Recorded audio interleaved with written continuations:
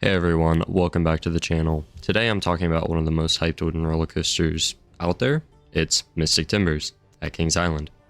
This ride is fast, packed with airtime, and has a little bit of mystery thrown in for good measure. But does it live up to the hype? Let's get into that right after the intro.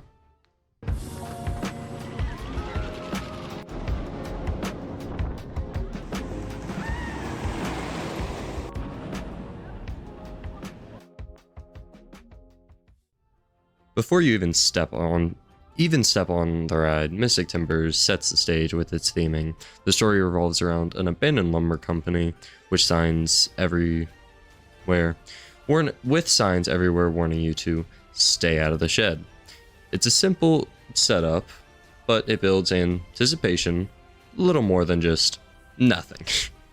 So it just makes the whole experience feel a little more immersive.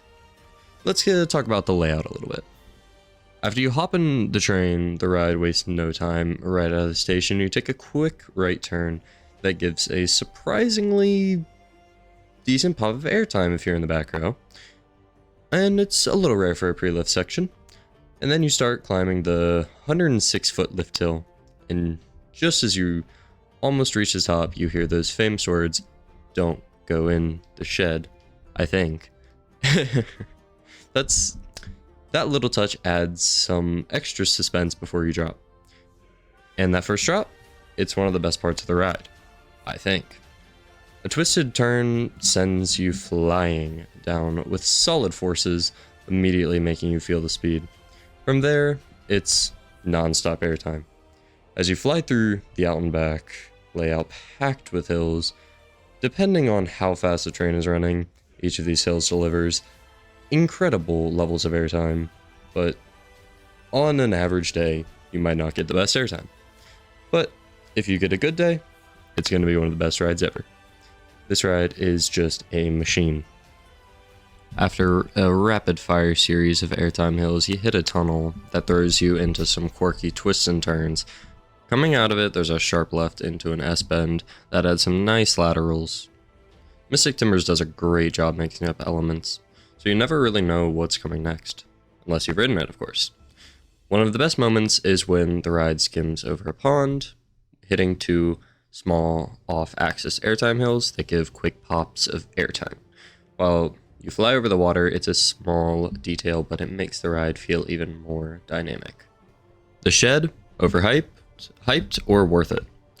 Now, we have to talk a little bit about this after an insane layout that is just perfect, really. You roll into this mysterious building that the whole ride has been teasing. Inside, well, I guess a spoiler warning, by the way. Skip just like 20 seconds, you're good. You will get a mix of flashing lights, sound effects, and some animatronic surprises. Depending on your ride, you'll see one of a few different monsters. It's not a mind-blowing finale, but it's a fun little addition that makes Mystic Timbers feel unique. The build-up is definitely better than what's actually inside, but it still adds to the overall experience. Oh, sorry. Now, finally, I will talk a little bit about operations. Kings Island absolutely crushes it when it comes to operations on this ride. With 2 or 3 trains running on, I'd say, most days, and just in general, the line moves super fast even on busy days. That makes Mystic Timbers a super re-rideable coaster. It's smooth, intense, and loaded with airtime, making it one of the best wooden coasters out there. For my final rating, I'm giving Mystic Timbers a solid 9 out of 10. It's fast, fun, and delivers everything you want from a modern wooden coaster. The shed might not be amazing, but the ride itself more than makes up for it. If you're visiting Kings Island, this is a must ride, okay? A must ride.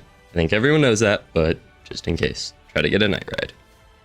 That's it for today's review. If you enjoyed this breakdown, don't forget to like, comment, and subscribe for more coaster content. Thank you for watching, and I'll see you in the next one.